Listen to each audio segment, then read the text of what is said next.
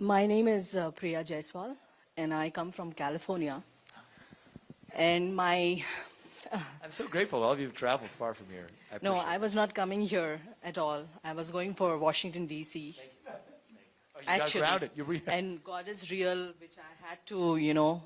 People are like, FBI is so corrupted right now. I'm standing here for the national security. You know, my husband was a terrorist. He was arrested for a terrorism case, which I revealed everything, every possible thing which I had information to FBI. And he was arrested last year. And FBI and the, you know, his name is, the FBI agent name is S.A. George Claudius. And he and my daughter, my daughter is a US citizen. She was you know, she was forcefully made Muslim, you know, from his father. His name is Nikhil Jaiswal, who was arrested. And, you know, each and every detail my daughter and my son has given to the FBI, that he's a terrorist, he's a very dangerous Al-Qaeda member, an informer of, you know, Al-Qaeda. You know, they stood for their lives, risked their life and gave information to FBI and to the government. And the deputy district attorney, her name is Shanti Gopalan. She comes to my daughter's school in Cupertino High School, that is in California Bay Area, and she takes wrong statements, you know, forceful statements at the school premises, and my husband gets released on that, on you know, false statements, which she has, you know, expressed everything to FBI, and all the evidences, taking the statements and everything was watched by, you know, two friends of hers that are the evidences, you know. I'm sorry for what your family has gone through. It sounds like a complicated it's series really, of events. and the principal of Monte Vista, one of my my son's you know, my son, my husband comes to, after releasing, he comes to my son's school and he's taking him to, you know, showing him guns, showing him everything, and that he reported to the principal that this is happening to me in the lunchtime. And the principal calls the Deputy Patel. His name is Deputy Patel, and that Patel comes to the school, and he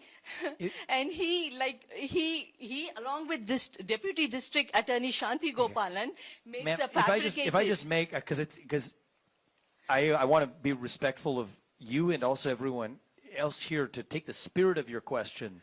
To address it in a way we can actually address. The spirit of my question is, I'm coming, standing here, we all are standing here, me and my family, whole are standing here for national security, risking our life.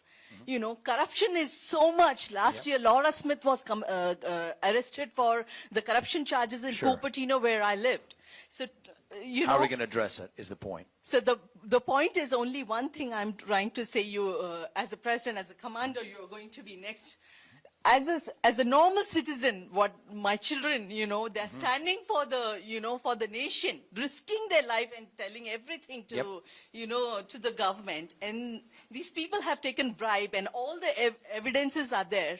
You know, I have gone to Seattle. I have complained. So I'm going to take the opportunity to address how I feel about some of the issues you have raised, ma'am. And this gentleman here has a question right here, and I want to be respectful of him to give him a chance. Yeah. So if we'll pass the microphone to this gentleman, but I want to address what you said. Thank you for sharing it, ma'am. I would like to say, the principal of the school has apologized for the framing of, on the video he has apologized for the framing of taking bribe and everything, what my son has reported to the principal. Thank you. So I have to tell you, I'm going to always be guided by the facts, and I obviously do not have the facts of the specific situation your family has endured.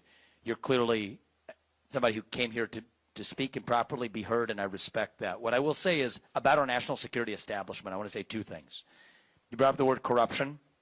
I think it's an accurate word to use to describe the weaponization of our national security establishment. I think that's accurate. And one thing I can tell you, not about the facts of your specific case, but about the facts of the reality of our national security establishment, is this cannot be reformed incrementally. This has to be reformed from the ground up. And so there are other presidential candidates who will say things like, with the best of intentions, we'll fire Christopher Wray, who's the director of the FBI. I don't think that does a thing. You get James Comey 2.0 afterwards. I think people who are saying this to you, they're lying, but they don't know they're lying to you. They think they're lying to themselves. If you want to fix this, you have to gut the bureaucracy at its core. I answered your question about the Department of Education. Let me answer that about the FBI. What does shutting down the FBI look like? What I call the failed Bureau of Investigation. There's 35,000 employees at the FBI. 20,000 of them are back office bureaucrats at the J. Edgar Hoover building in Washington, D.C. They still call it the J. Edgar Hoover building. Tells you a lot.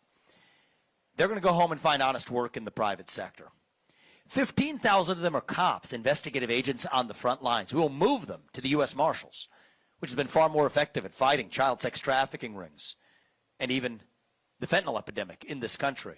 Move them to the Financial Crimes Enforcement Network at the U.S. Treasury to go after the future SBFs and the FTXs, financial fraudsters.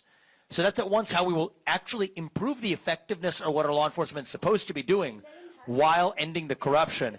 And then this is the part I was going to get to. If what happened on October 7th can happen in Israel, that can happen right here at home in the United States of America. And I think we're now more vulnerable to it than we have ever been with a porous southern border. People are flowing in. I mean, if this was happening at the western border with 3 million Chinese coming to the west coast of the United States or 3 million Iranians coming to the east coast of the United States, on the western or eastern border, we'd call that what it is. It's an invasion. It's not that different when you have millions crossing our own southern border, including from those Islamic watch countries. The night before I visited the southern border, 2 men from Lebanon were apprehended at that southern border. Why are they traveling all over the United States to Mexico to cross illegally over that southern border? And so we're now more vulnerable to attacks on our own soil than we've ever been. And I think part of the problem is we've had a national defense establishment that has been so focused on fighting other wars abroad that haven't advanced our interests, from places from Iraq to Afghanistan, now in Ukraine, if I may say it as well, that they've forgotten to protect our own homeland right here at home. And so we're going to do that the right way while standing for the Constitution, while actually dismantling a lot of that.